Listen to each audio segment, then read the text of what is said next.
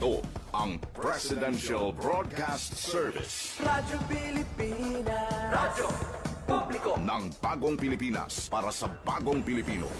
Naghahatid ng mahahalagang balita at impormasyon na guugnay ng pamahalaan sa sambayanan. Tulay sa himpapawid ng serbisyo publiko. Radyo Pilipinas. Radyo Publiko. Ang boses ng Pangulo. Sa Iloilo, Radyo Pilipinas. 585 AM. Usapang Agrikultura. Ang inyong source of daily agri-news. Talakayang siksik sa kaalaman. Hatid ay impormasyon mula sa pamahalaan. Pagpapayaman sa ating mga likas na yaman para mas mapaunlad pa ang isa sa mga paunahing kabuhayan sa ating bayan. Usapang Agrikultura. Dito lang sa Radyo Pilipinas.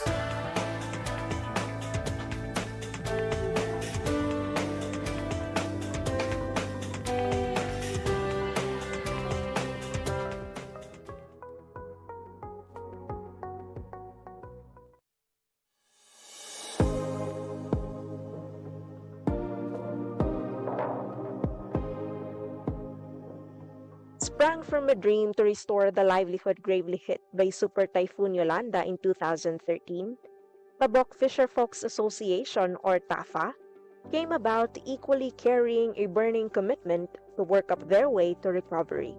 TAFA, in its budding year, started with 112 members upon establishment in August 2013.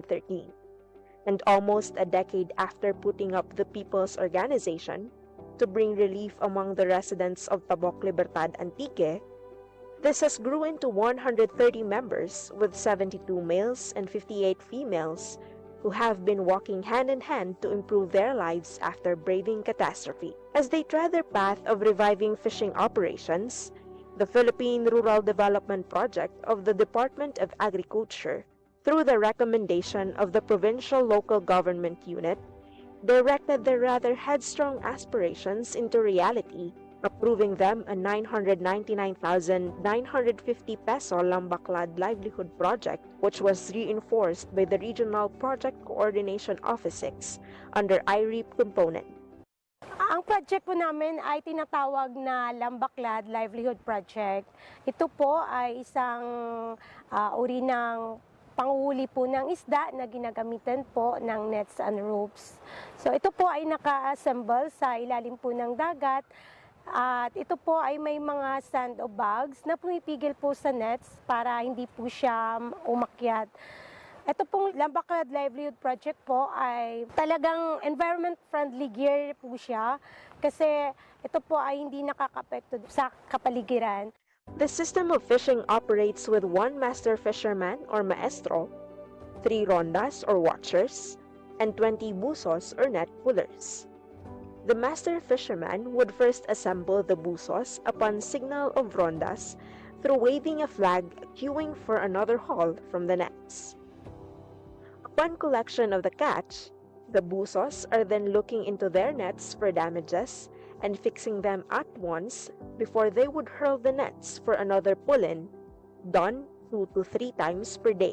On the pursuit of reviving their daily source of income, the association observes a number of best practices, upholding their unifying goal to increase the income of the members by at least 59% annually, from 30,000 pesos to 47,834.11 centavos.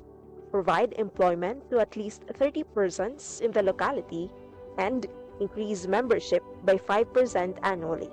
On top of their initiatives or best practices, TAFA incorporated a weather monitoring mobile application, Windy, which helps them keep the weather in check for conditions that would possibly affect their operations, owing to the core of their association of restoring the livelihood devastated by typhoon. Members, particularly the fishermen crew, were trained and educated to make use of the technology at their advantage. It is being regularly monitored and cross-checked for accuracy and efficiency. Further, among the maintenance practices likewise observed were the monthly nets off or the suspension of fishing operations intended for net cleaning upon accumulation of moss, which lasts for a week, and a total nets off lasting for a month. Ang Lambaklad po ay nagsisimula po siya ng January to May. And then may total units off po kami na tinatawag pag June to September. Kasi yung time po ng total units off is habagat po siya dito sa place namin. So magre-resume po yung aming operation September up to May ulit. Tuwing total units off po, bali ang ginagawa po ng aming mga members ay ang kumpunuhin po yung aming mga nets. Lilinisan po siya, tatanggalin po yung mga lumot, at i-repair po yung mga balsa, yung aming mga pump boat kung may sira po. Para po maka-prepare din po para sa operation po namin sa susunod po na mga buwan. So sa time po na total units off, meron din po kaming capability building, mga trainings na kinakandak po namin para tuloy-tuloy po yung aming kaalaman. Kung kahit wala kami pong operation, tuloy-tuloy po yung aming kaalaman para po sa pagpapatakbo po ng aming project. Now clocking to its 10th cycle of operation, the Lambaklad Livelihood Project has shown continued increase in sales since 2018, having 6,718.61 kilograms of fish catch, which translates to 506,084 pesos recorded sales in its first year, and 8,952.70 kilograms of fish catch, translating to 995,221 pesos in 2019, and 9,971.85 kilograms of fish catch, which translates to 1,138,652 pesos in 2020, and 11,485.45 kilograms of fish catch, translating to 1,579,948 pesos in 2021, and 33,340.30 kilograms of fish catch, which translates to 4,380,256 pesos in 2022, respectively. Being an established organization, the profit-sharing scheme is being employed with the association, firstly compensating the rondas on duty for the day, with 10% from the gross sales, whereas a weekly 30% are utilized for the fisherman crew and the remaining 60% for the association share. With TAFA's Civil Society Organization accreditation, various grants from the regular programs of the Department of Agriculture came their way and have been an additional income-generating activity among its members. Few of these are trading capital assistance amounting to 332,100 pesos under the DA Ahmad 6 various support to enterprises, supplementing the trading capital for fish buying and selling activity of TAFA last November 5, 2021. Kung total units off po, wala po kaming Lambaklad operation, so wala po kaming income. Meron naman po kaming alternate sa isa naming project na tinatawag po na Talipapa. Ang Talipapa po ay binigay din po sa amin ng regular fund ng DA na ginamit po namin para sa pagbili po ng mga isda, gulay, manok, mga karne sa mga local farmers po namin dito sa aming barangay. Yung purpose po talaga niyan is para makatulong din po sa aming mga local farmers na mabili po ang kanilang mga produkto. Nakakatulong din po yung aming Talipapa project para po sa community po namin kasi medyo malayo po kasi yung place ng bayan po namin na pumunta pa sila doon para bumili po ng kanilang mga kailangan sa kanilang mga bahay. Dahil meron na po kaming Talipapa, usually dito po talaga bumibili, lalo na po yung mga members po namin. Tanatangkilik po talaga at ng mga kalapit po namin na mga barangay. This is coupled with the enhanced kadiwa ni Ani at Kita financial grant assistance under Type B category or logistical support, amounting to 1 million pesos for the procurement of their own delivery truck to address the challenges in delivering their product to the market due to frequent lockdowns during pandemic. And in 2023, another enhanced Kadiwa grant amounting to 1,500,000 pesos for the procurement of equipment, materials, and labor for the expansion and operations of Lambaclad Enterprise is underway. With the expected expansion of the enterprise, it aims to employ another 20 fishermen and would open employment among the residents of Libertad Antique.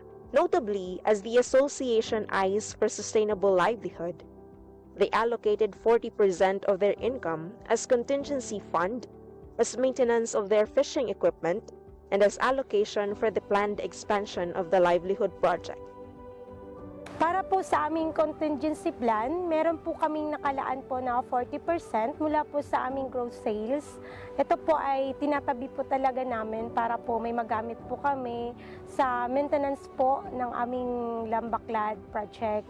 So ito rin po ay gagamitin po namin kung sakaling magkakaroon na po kami ng time na ano po kami ng expansion para sa isa pong unit ng aming Lambaclad.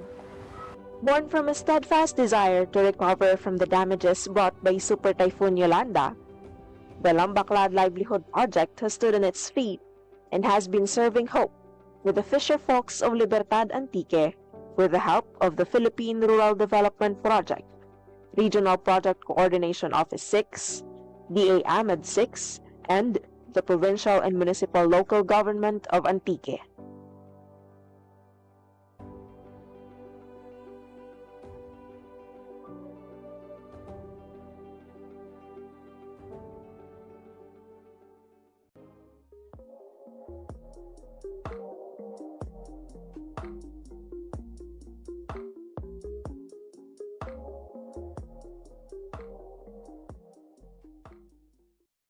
Hello mga ka-agri and welcome sa Vegetable Basket sang probinsya sa Iloilo, ang munisipyo sang Leon. Ari kita di subong sa ilang Municipal Food Terminal upon mas kilala nga Bagsakan Center. Dali, kag manindahan na kita.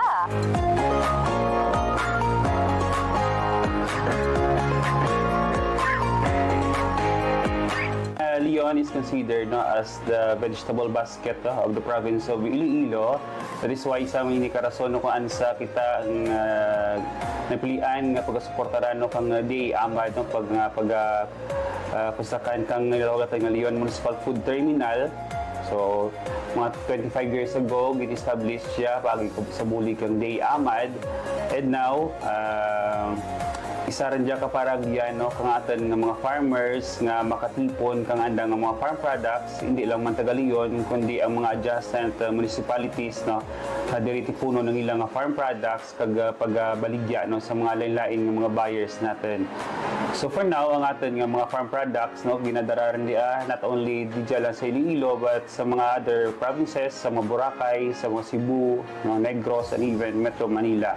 So kita rin ang halos nag-supply kang mga fruits and vegetables, tidya sa Region 6. In terms of regulation kang ating Municipal Food Terminal under sa management kang local government unit of Leon, and we are in charge sa price monitoring to ensure nga insakto man ang presyo sa atin sa mga tanon o ginabaligya sa atin mga farmers kabulig sa amad. So ginamonitor natin every day since ang operation ng ating Municipal Food Terminal is every day na. Ang ating mga Municipal Food Terminal dako ginabulig sa atin mga nguma because may access ang tanda or link ng tanda sa mga buyers natin. So sa una na sa nandungan natin ang mga baligya natin ginahaboy lang sa mga kilid because of oversupply. But subong, we're very fortunate may Bagsakan Center na kita or food terminal na ang ating mabaligya halos mga bakal na mabaligya na sa ating mga mangunguma. And we are inviting sa atin nga mga tourists, those na gusto mag-visit sa atin nga Leon Municipal Food Terminal nga magbakal, kang mga peska, nga mga ulutanon halin gid mismo sa mga mangunguma sa Banwa sang Leon.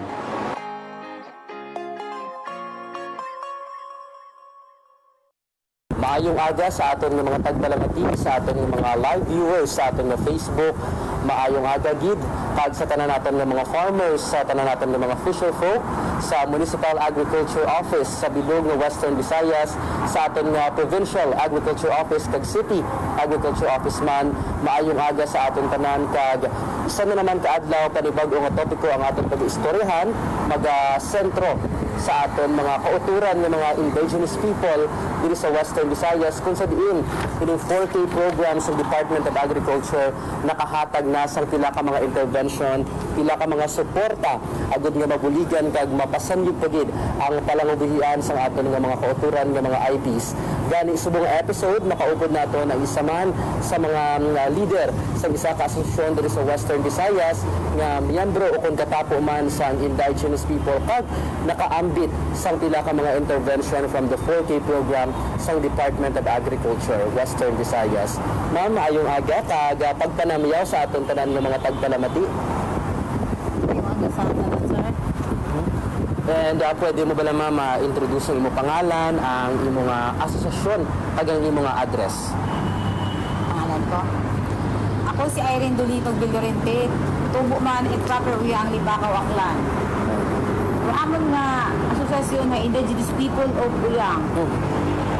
Yes, ang una naton nga pamangkot ma'am, ano bala ang mga nagapanguna nga mga commodity o mga agricultural products nga ginaproduce naman niya sa aton nga asosasyon na specifically sa Barangay Uyang sa Libakaw, Aklan. Una sir, hay, itawan kami at 4K at abaka. Pero abaka ka makaroon sir, hay, damat-amat nga kaasinsuman. Yes. Sa bulig na 4K, itawan na it abono.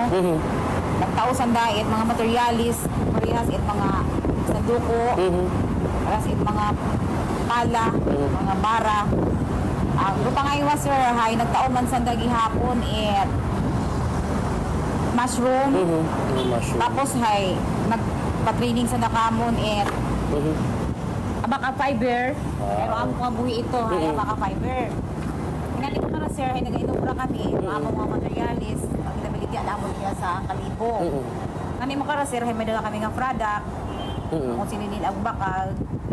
Tapos sir, ay may amon pa nga nga tao do poke nga sa muskubidak. Galing sir, makara, ito ay materialis, pero haywa pa na tao ito ro, kapato. Pero preparado at makararoan na nga bagay ipato ito. Pero sir, ay sa akong kumatyag sir, ay medyo namin matupoki, makabulig man sa amon nga bilang IP sa Barangay Uyang, makabulig sa among mga inunga sa uling inadlaw, kung amon man nga atipanon, amon man parahon. Yun na lang sir, kaabo nga programa dupoki. Kung kami sa mga Aklanon Bukid nun hay, amon man nga i-adapt sa among kagalingon. Bali abaka gid ang inyong nga main Abaka product. gid sir, amon nga pangitan-an sa Uyang, Libakaw, Aklan. Pila na kamo ka years ma'am, pila na ini kaya tuig ining indigenous people of Uyang? Ano na sir, 7 years na. Wow, 7 years na. And sa 7 years ninyo nga pag-operate ma'am, paano ninyo gina-market match ang inyong nga mga produkto? Pero karon sir, hay, may amon na buyer to sa barrio sir. Tapos hay, gina-deliver iya sa trader sa Libakaw. Dili gina-deliver. And madamo naman kamo ma'am no mga na-intrahan, napasakupan ng mga market matching sang DA40 program. Kag ano naman ang mga pagpanghangkat o kung mga challenges nga ginapangatubang ninyo? Okay man sir. Ginaatubang man namon sir, ginaprepararan man namon para gaantiyo kami kung ano rin na to at mga ahinsya at 4K. Inaintindi gid namon sir para makatuon kami agud sa uling edad daw hay bisan kami makaubraw ta kami bisan wa ta kami mga trainer. Yes, oo. How about naman ma'am no sa pag-transport sa aton nga mga produkto? May ara ba kita sa mga challenges o kung pagpanghangkat nga ginapangatubang ko na ginabiyahe naton o kung ginadulong naton ang aton nga mga produkto? Oo sir. Ang among ginabudayan abi karon sir sa amon. Amat abi ay subat kami madago. Oo. Bawa ko may among produkto ay nabudayan gid kami. Kasi wa abi tulay ro among Aklan River. Ang ginahabal-habal pahalin ito sa Barangay Uyang, paadto iya sa Banwat Libakaw, ay ginahabal-habal ang room sir, nagsingle ng motor. Yun amon na budlayan dito sa amon. Sa imo nga pagpananaw ma'am anong mga suporta from the government o kon from the Department of Agriculture specifically with the 4K program ang kinahanglan agud nga mas mapataas pagid ang volume o kon mas mapanami pagid ang kalidad especially sa aton nga abaka products. Kung among ganahan ng sir, hay kaprehas makain mga machine. Dahil do amon abi ron sir na abaka, paagit aron sir sa manumano. Manumano. Ito nga ginmataan sa among IP. Oo. Yun ako nabulan sir, parehas mana nga dapat hay may among machine, dapat karon hay may among na service halimbawa Yes. maskin ano lang Costco ano nga doon do among nabulan ito sa among nga mga produkto. May ano pag ingani ron sir, halipat ako gali, may kupi pa ron maging tao. Okay. Linda. May kaso lang, bukupi nga to sir, hay howling it, halin iya, ano tagagi sanda, medyo Yes. baldat lagi sa napaabot ko sa amon. Isang kiri at aroy na Ang aton nga, Abaca products, ma'am, di ini nakalabot. wa pa sir, doon na po sir, nga ginhatag na abaka, wa pa sir ng produkto sumbong kasi bago pa lang sila nga naghatag. Okay. And sa palaabuto, nabi ma'am, no, in the future, ano pa gid ang mga plano, especially sa aton nga organization, ang Indigenous People o Moyang, may kaangkanan sa pagpasaniyog pagdiya sa aton nga produkto. Ang plano namon sir sa abaka namon ginhatag sa Porky, kung makuhaan tani sa produkto, amo ginaiya ang kung sino ang nagaprodukto sina, ang amon pala nga mga amon pala nga pili bala sa abaka, ginhatagan na ang amon asosasyon para may pundo ang amon asosasyon. Pero ang natrabaho may ara man sila dibidindo pero ang asosasyon mga ginaiya namon. Bali, pila ka mo kabilog, ma'am, sa inyong asosasyon? 155. 155. Registrado na sir. Registrado na sa DI kag sa DTI. Sa Duli. Sa Dole. So, paano nyo, ma'am, gina-manage, no, with the numbers of 155 ka mga miyembro sa association? Paano nyo gina-manage o kung gina-distribute ang mga responsibilidad sa inyong mga miyembro? Amon karon sir nga sa member abi napon karon sir. Halimbawa abi may amon abi karon sir nga gina sa isang kabulan bala sir. May amon nga gina ano bala naga hulog bala kami sang 50 pesos sa isang kabulan. Siling sang amon na presidente sa amon asosasyon. Kung magdamo na ang amon kwarta, amo na ang kung wala mo bala sang amon ka grupo, hatagan man sila sang ang natutumuan bala sir para nga may pundo gihapon ang amon asosasyon. Yes. Siling pagit sang amon presidente to sir. Iligi bala kami sang amon ginatao ni sang Porky sang mga pato para nga magdamo bala ang pato ginasilan man ang kami nga mga member sir. Doon ang amon ginakasugtanay. Oo. Aside sa Abaca, ma'am, ano pag iba natin ng mga products, may arabal kita mga livestock, o kung poultry, o kung iban pagit ng mga... Sa Porky sir? Wala pa sir. Ang ginhatag ko lang sa Porky, amo na ya sa muscovida, pero wala pa ganito ba ako ng muscovida. Hatag sila sa ano, mga manok, mga baboy. Pero aside sa ginhatag sa 4K, ma'am, ano pag ang gina-produce natin ng mga agricultural ng mga products? Sa amon. Sa inyo lang. Sa amon lagi. Damo na sir, may amon gina mga product kami itong mga tago nabi sa amon na sir, ang bamboo butong. Amon na sa amon. Madamo ang mga product sa amon sir, mga amon na mga saging, gabi kag mga kamuti, madamo ya. Kaso lang sir, malayo pagdala diri sa barbar pa na. And sa ato naman, ma'am, no, sa part naman sa may mga kabataan na ikaw, ma'am, no? Oo sir. Paano nakabulig naman niya ang pila ka mga pag-produce natin sa agricultural products sa atong area sa pa-eskwela naman niya sa aton nga mga kabataan? Para abi ka akong sir ay isa abi ako sir ka purpose sa uyang. Mabahol lagi na sir ako. Maman sir. Walo ka bitog sir akong bata. Pero subong sir liyo ko 3. Wow. Pero ang bulig sang gobyerno lagi sa DSWD. Kamo gid nga pakinabang ko. Dahil gani sir ang akong bata ang isa graduating na sa pulis subong.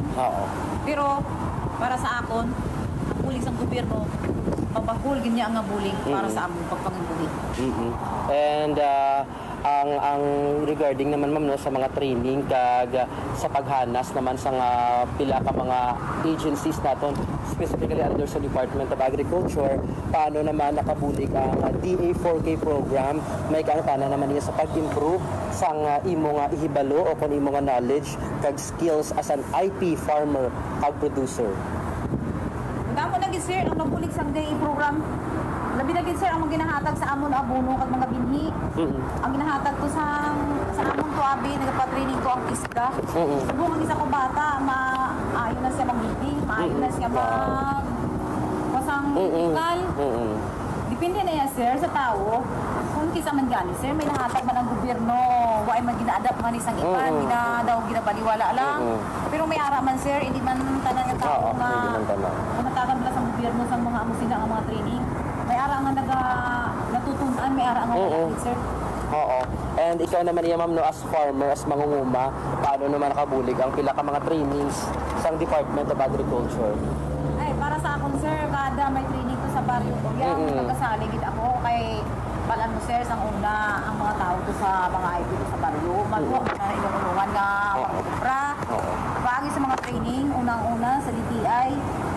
Pangaywa ang tag mga sa farmers. Tuluan kami, sir, sa mga dili kung gaano kami gatanong sa mga gulay. Kay subong gintagaan gani kami sa poki sa mga sitting to, paubra sila sa mga vegetable garden. Nagdamo to, sir, ang kalabasa kang mga pipino, kapupra. Ang subong, sir, may dalagani akong uto nga mga pipino. Yes, Oh, ikaduha na, sir, naghatag ng poki sang seedling to sa uyang. Sang una nga ginhatag, damo man to nga ginharvest. Sa ikaduha, sir, sa paghatag nila to sang poki, why naman to magdamo kay nagkumulan to sa amon, sir, kung makaulan to sa amon, ikatlo ka, mula naging. Lawig ma'am. Ang diferensya lang, sir, to sa amon, ang tao masipag man. Oo. Kaso lang, sir, ang climate change wala ang tempo dito sa amon. Nagpabago-bago. Bago-bago. Oo. And regarding naman ma'am no, sa aton nga mga bilang katapo kita o na part kita sa IP community, paano naman ang DA 14 program nagabulig sa pag-preserve sa aton nga mga cultural practices samtang gina-improve nato ng aton nga livelihood. Okay ba na, sir? Okay man ang bulig sa poki sa amon. Oo. And gina-make sure ma'am no nga ang aton nga cultural bilang katapog kita sang IP community is being preserved. Kag we are so thankful man ka ang 40 program yagin design gid mo para sa aton nga mga IP nga mga kauturan.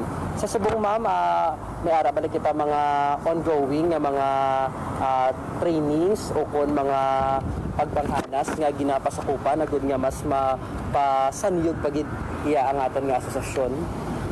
Subong, sir, ang training subong nga amon nga ginapaabot karon. Kaya tinayini kami subong karon sa Harigon. Ang Harigon subong, sir, ari naman kami sa Balibo sa 8, 9, 10. Nag-training kami, sir, kung paano maprotektahan ang amon nga Aklan River watershed. Karon kay man damo-damo na subong ang kakadto sa amon tong baryo nga mga turista bala magahalin diri sa ibang lugar. Amon yan nga trainingan namon subong nga bawal kun kani sa amon to ka likasan. Amon na protektahan namon subong, sir. Amon subong ang training namon subong nga nag-aabot kag madamo pa nga training ang kinahanglan dapat sa mga IP. And as part sa nga uyang indigenous people of Uyang ma'am, paano naman nakabulig iya ang pag-attend no sang pila ka mga trainings sang Department of Agriculture sa pagpadugang naman niya sang aton nga mga customer. Mahalaga gid sa, sir, ang sa DA program kapag training sa mga pumuluyo labi na gid sa mga indigenous people. Ay sang una, sir, ang mga tao sa amon hindi nakabalo magbukas sa mga pilas paagi sa baka. Kay gintubuan niya sang DTI. Sa pangayuan na sang ayuda na sa DTI kung paano bala makatraining ang mga tao kung diin galin ang mga materialis. Tudusporta sila, sir, para mag-aayo ko ang mga tao.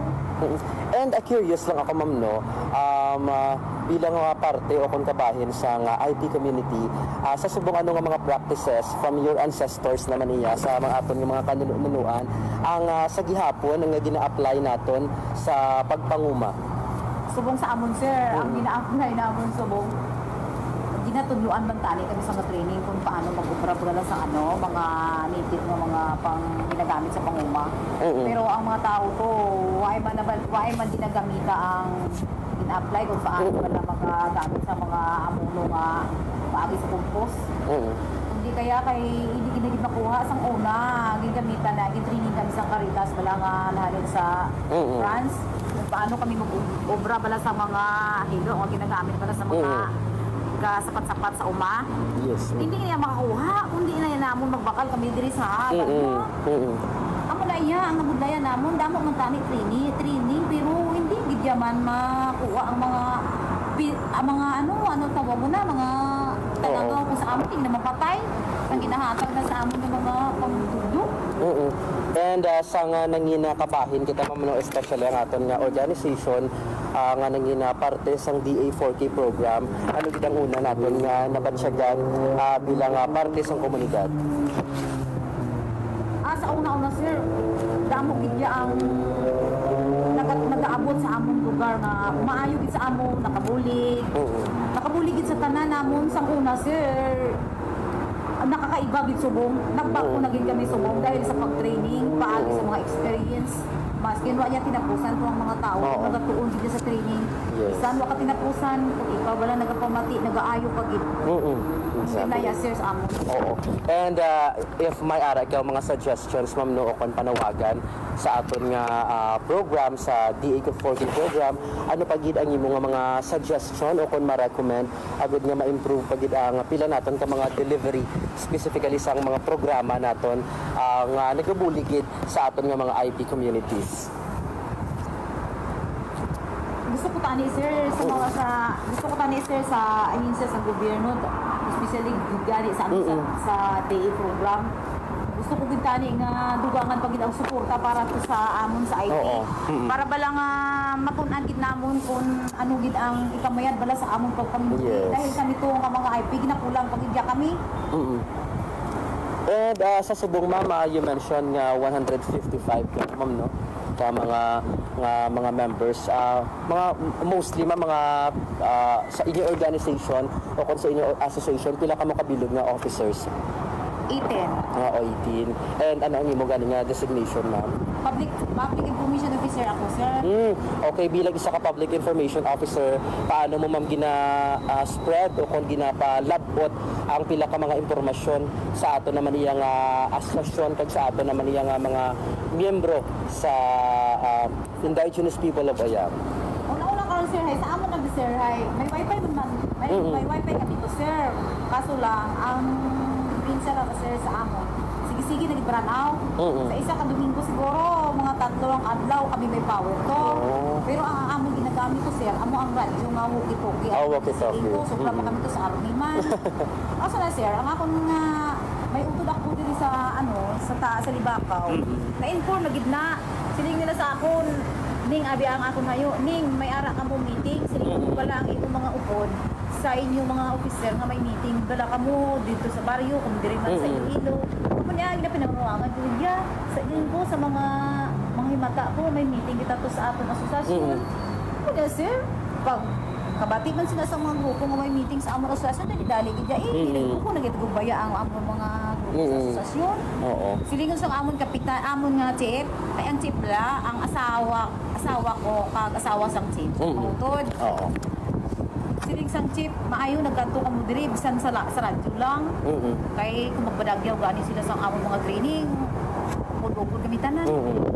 Wag niya problema sir kung may ara lang ang ginataod bala gobyerno. Oo, sakto na ma'am. And sa subong mama, kung may ari kahatagan sang mensahe o kung pagpasalamat, pwede gid nga paambit o kung makapalabot sa nga pagpasalamat pinaagi aton nga programa.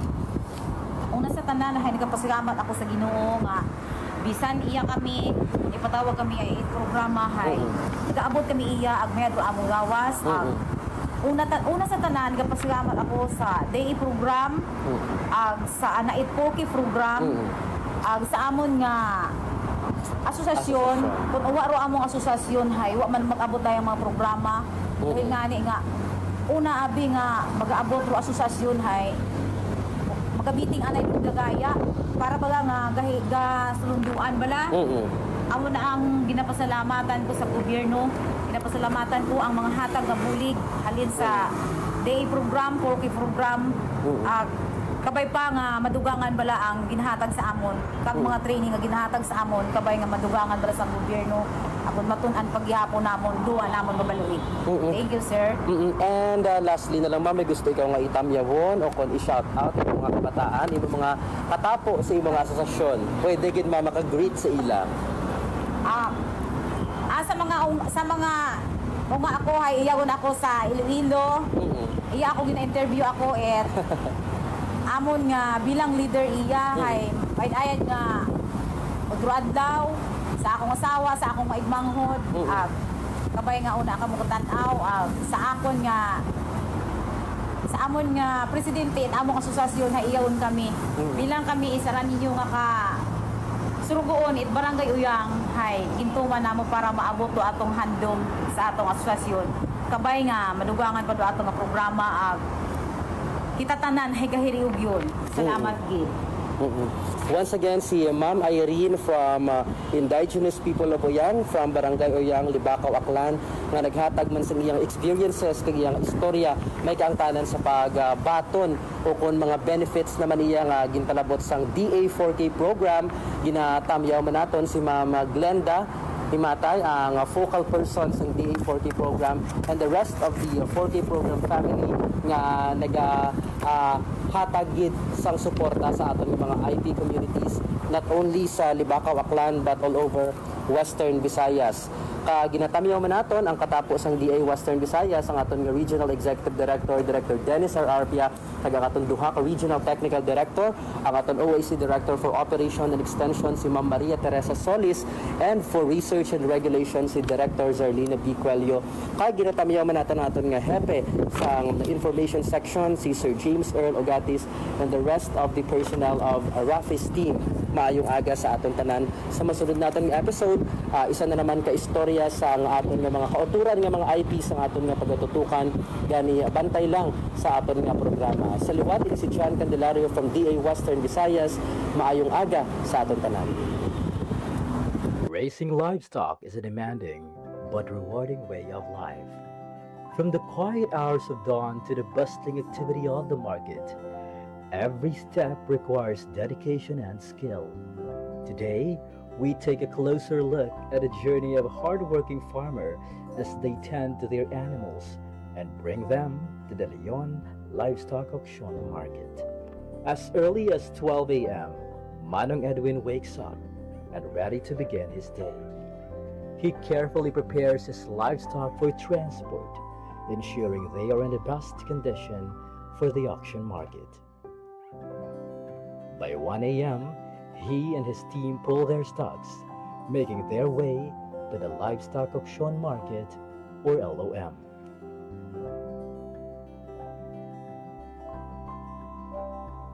Selling livestock is not just about bringing animals to market. It's about careful selection and preparation to get the best price possible. Sellers and buyers start arriving, eager to engage in the bustling trade.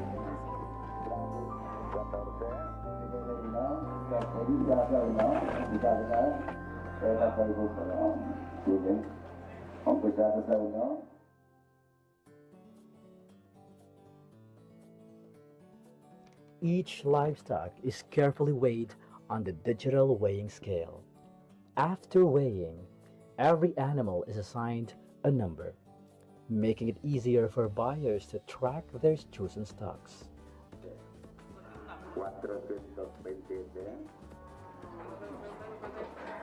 Pag-abot isang baboy, before siya ikiluhon, gina-check anay ang iyang barangay certification. And then, hindi, why isang kiluhay nga matabo unless nga waay pa maabot ang buyer. At saka, while nga nagakilo, katanaw man ang mga farmers nga kung sa diin, mabalaan nila kung pila ang kilos ang ilang baboy. After that, ang aton nga buyer, makuha siya sang cash tickets o ang weighing slip nga sa diin dira ma-indicate ang kilos ang iyang baboy para nga i-presentar sang tag-iya sa buyer nga amo na ang kilo sang iyang baboy para nga ibayaran na. The livestock class and weight are recorded for transparency and accuracy. At a livestock auction market, each stock is meticulously inspected by potential buyers. Every detail, from size and weight to overall health, is carefully evaluated.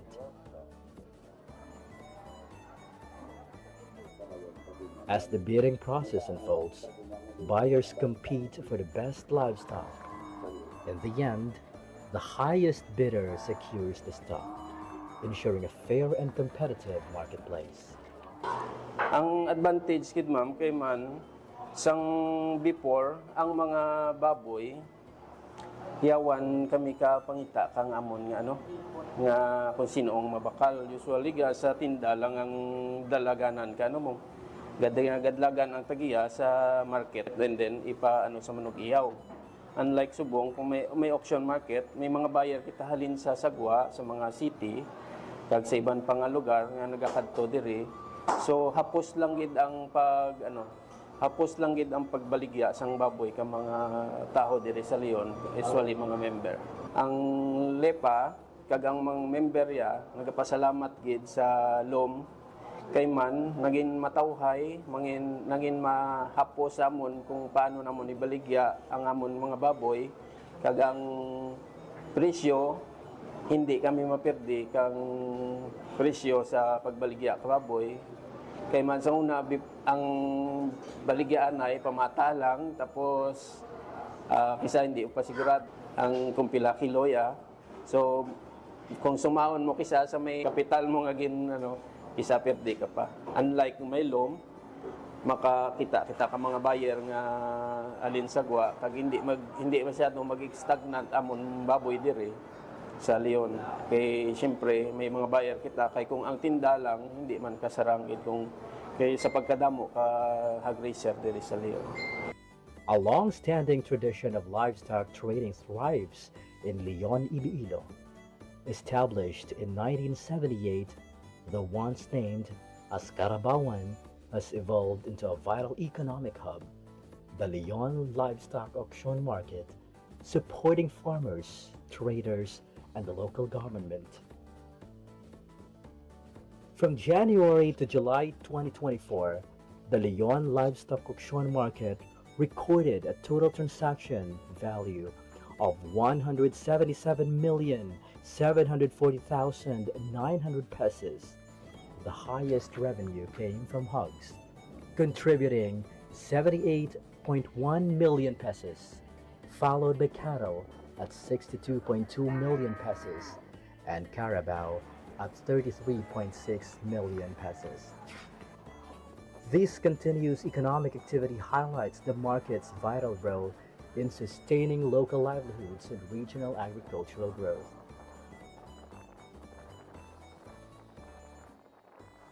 Just to give you the idea, Leon before, we have challenges facing in the management of our livestock auction market. Well, one of those is the limited facilities that includes the shed, and then the problem on drainage, and then the manual weighing, of course. Before, we've been doing that.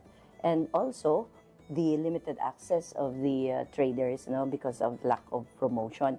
And we have a long duration of transactions during that time. It took the personnel around 10 hours, just to complete the transaction, or just to just to give the services to our clients as well, and also a limited revenue. I am appealing, nagapangabay ako sa mga pumuluyo natin sa Banwakang Leon that buruligan natin dyan. Not only nga naga-benefit kita, kang atin nga pangabuhian di dyan, kag ang atin lang gid kadya ginalantaw nga mas makabulig pagid sa economy kang atin pumuluyo. Kami naman di dyan sa munisipyo lokal kang Banwakang Leon, rest assured that we will do our best as mayor of this town.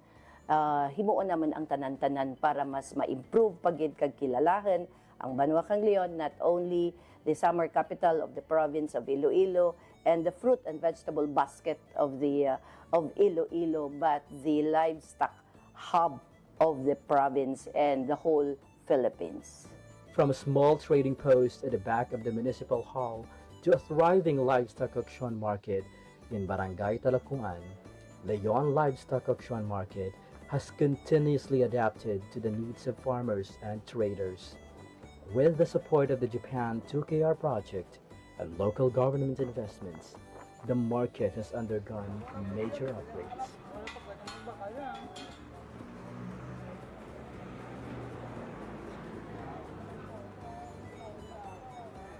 Part of the consideration why ang Leon was considered as a livestock hub is the population of the livestock in Leon. Actually, if we try to look at statistics, would say that municipalities of Leon and Cabanatuan are the major livestock producers in the province of Iloilo. Sa Talad, makita natin ang mga improved infrastructures, no? Makita natin ang ating administration building, no? Ko na siya, maka-cater na siya. Damo ang numbers ng mga clients natin nga maka-transact, rain or shine man tana. We have our fences, nga maka-secure kang atin nga mga clients and our livestocks. And makita man natin sa Talad, sementado rin ang ating selling area kag ang mga dalan. So very comfortable rin mag-transact ang atin nga mga farmers and traders sa ating livestock market. Secondly, ang atin nga improved nga animal shed. So makita natin nga mas organized rin ang ating livestock market.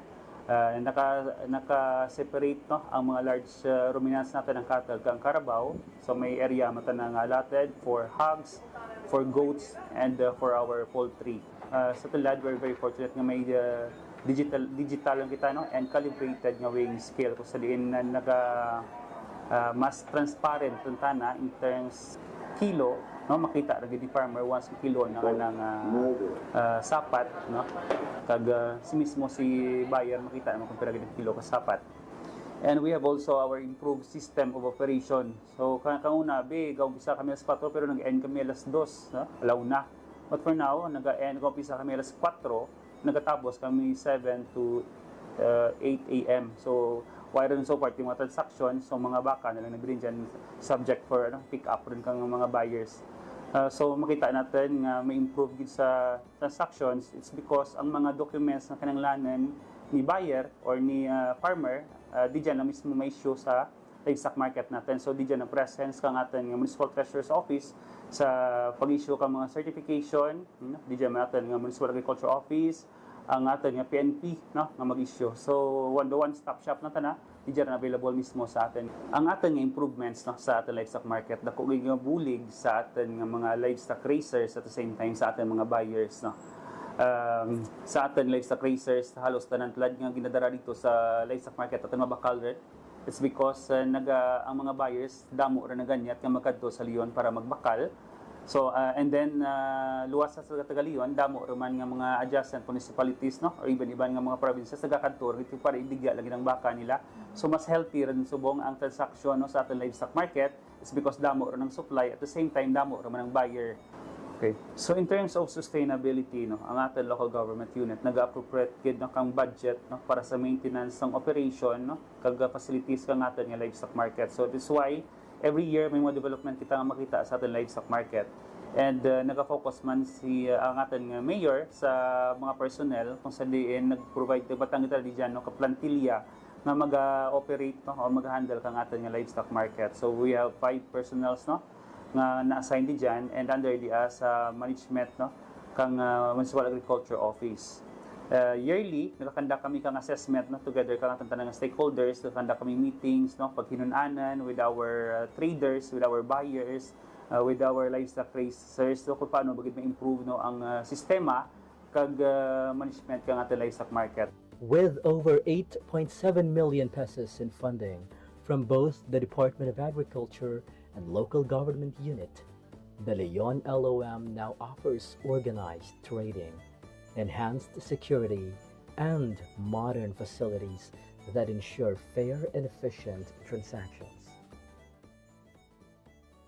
So primarily ang amon nga office is in charge of the collection of all income related to the auction market. So may mga employees kami, may mga personnel kami nga naka-field dito kag sila ang nagapang issue sang receive sang payments and naga-issue sang resibo or cash tickets sa mga payers or mga clients natin dito sa market. At the same time, kami man ang naga-record kang income, kag naga-monitor ka income, kag kami man ang naga-deposit ka income sa banks natin. So for auction market, naga-collect kita kang entrance fees sa mga nagasulod nga mga ruminants ang ginatawag nanda no. And then, nag-collect man kita kang weighing fee. So, kung magamit sa nakakiluhan para magpakilo, nag-collect man kita. Also, yardage and transport fees. So, mag-in and out gani ang mga ang mga baboy or baka, nag-collect kita kang transport fees nanda or transport clearance. And may ano man kita, ownership, kung magpa-transfer ka, ownership, may ginabayad man, and kung kung magpa-certificate of ownership, pag also magpa-transfer kang ownership, may ginabayad man. So, ang ownership kag transfer, mostly though regulated by Bureau of Treasury. So, may share si Banwa, may share man si Bureau of Treasury. Sa amo lang sa transfer of ownership lang ang mga cattles natin. So, firstly, ang sa transparency, what we did was to put tarpaulin nga signage outside in the loam, no? Kung makakadto ka mo dito, you will see. So, nakabutang dito specifically kung pila ang ginasukot for entrance fees, pila ang ginasukot for transfer, para transparent sa mga pumuluyo kung pila ila bayad dapat, no, para ma-avoid ang mga overcharging. And also gina-remind din naman ng mga nagapost man kami dito nga always ask for receipt. So this is to ensure nga kung anong ginabayad ka mga farmers or mga pumuluyo, nagasulod kita na sa may kang banwa, sa pundo ka banwa, no, para magamit natin sa mga future man nga mga projects. So ang part ng aton nga income sa aton nga auction market is exclusively used sa market man mismo, no. So why ta na nagaimpon, but part of it nagaimpon ta na sa general fund ka munisipyo. So for example, mga entrance fees kag mga kilo, ang makolek naman di dyan, ginabalik gid namon to reinvest sa may auction market natin. And also, aside from that, ang mga pundo nga halin sa national nga ma-receive natin, ginaano man natin to improve ang aton nga auction market. Once a stock is sold, it is transferred to the holding shed while necessary documents are processed. Before finalizing the sale, sellers and buyers must complete all required certificates, permits, and clearances. These include the disinfection clearance, animal health care certificate, and a local transport permit. Additionally, necessary fees such as the permit fee, municipal business tax, garbage collection fees, and environmental fees must be settled. With all documents and payments in order, the transactions are completed, ensuring a seamless and efficient livestock trading process at the LOM. Behind every thriving livestock market is a team working tirelessly to keep things running smoothly. From ensuring fair trade to helping farmers and buyers connect, the Agribusiness and Marketing Assistance Division of the Department of Agriculture Western Visayas plays a key role in making the livestock auction market a success. So we have different livestock auction markets region-wide, and dalawa sa ating mga auction markets or LOMs are being modernized with the help of the Department of Agriculture, AMAD, BEI, and of course with the help of Japan to KR. Isa nga dito yung Leon auction market at isa yung Sibalom auction market sa Antique. So we are regularly conducting progress monitoring ng ating project, given it's a very important trading center for our livestock animals, especially dito sa probinsya ng Iloilo. And as our indicator sa kanilang performance, we are regularly monitoring the transactions, yung volume ng transactions natin sa auction market. We are also coordinating with BEI when it comes to animal welfare. So kailangan nating i-secure na yung mga animals or livestock na dinadala sa ating auction markets are properly proper yung handling. So isa yun sa ating sinesecure. So part yun ng ating capacity enhancement sa ating mga management team or staff doon sa LGU Leon. Mayroong tayong allocation when it comes to repair and maintenance. So kailangan natin i-repair and maintain ang ating system, the facility, because it's a shared facility for our livestock industry players, especially to our farmers, na may mapupuntahan silang tamang auction market to give them the right compensation and pricing sa kanilang animals. Hatid ay balita, impormasyon at sari-saring kaalaman tungkol sa sektor ng agrikultura sa ating bayan. Usapang Agrikultura kasama ang Department of Agriculture. Alamin ang mga hakbang ng administrasyon para mas mapaunlad pa ang iba't ibang industriyang agrikultural at pakinggan ang mga proyektong handog sa mamamayan upang mapalago ang kanilang mga kabuhayan. Usapang Agrikultura, Lunes hanggang Biyernes, alas 5 ng umaga, dito lang sa Radyo Pilipinas. Ang inyong tulay sa himpapawid ng serbisyo publiko. Ang Presidential Broadcast Service, Radyo Pilipinas, Radyo Publiko. Radyo Pilipinas. Radyo Publiko. Kinilala ng pang-international at prestigyosong Asia Pacific Broadcasting Plus Awards 2025 para sa kategorya ng Government Streaming. Ito ay dahil sa epektibo nitong pagsasanib ng mga tradisyonal na media tulad ng telebisyon, radyo at print para masabayan ang mabilis na pag-inog ng mundo ng digital at social media tungo sa mas epektibong paghahatid ng mahahalaga at napapanahong mga impormasyon sa mamamayang Pilipino. Kinilala rin ang Radyo Pilipinas dahil sa patuloy na pag-akyat ng rating. Ngayon ay matatag sa pang-4 na pwesto sa Mega Manila ayon sa pinakahuling Nielsen Radio Audience Measurement Survey. At sa social media, nakamit ang mahigit 2,000% pagtaas ng bilang ng mga sumusubaybay sa Radyo Pilipinas page sa unang bahagi ng 2025. Patunay ito na ang inyong Radyo Pilipinas Radyo Publiko ay tunay na kaagapay ng inyong pamahalaan sa paghahatid ng serbisyo sa mga mamamayang Pilipino. Mula sa aming lahat, sa ngalan ng inyong pamunuan at mga kawani ng Presidential Broadcast Service, kasama ang inyong mga himpilan ng Radyo Pilipinas sa buong kapuluan. Maraming salamat po sa inyong lahat, sa inyong pagtangkilik at pagkilala. Radyo Pilipinas. Radyo Publiko. Bantayi ang mga programa sa Radyo Pilipinas Iloilo. Lunes tugtog Domingo. Radyo Pilipinas News. Upod kay Janelle Baclay. Iloilo Morning. Upod kay Emmy Rose Santiagudo kag Janelle Baclay. Balita, issue kag iban pa. Upod kay JP Hervas. Radio Journal. Upod kay Bing Pabiona. Balita Sosyal. Upod kay Marian Grace Erenieta. Babae Ka. Upod kay Marian Grace Erenieta. Tukil. Upod kay Mary Hope Torrechante. Bantay Banwa. Upod kay Paul Tarosa. Headliners Boss. Upod kay Paul Tarosa. Youth Connect. Upod kay JP Hervas. Ang Rehiyon Karon. Upod kay Mary Hope Torrechante kag Marian Grace Erenieta. Sports Zone. Upod kay Paul Tarosa. Radyo Pilipinas. Radyo Publiko. Radyo Pilipinas. Radyo Pilipinas. Radyo Publiko. Radyo Pilipinas.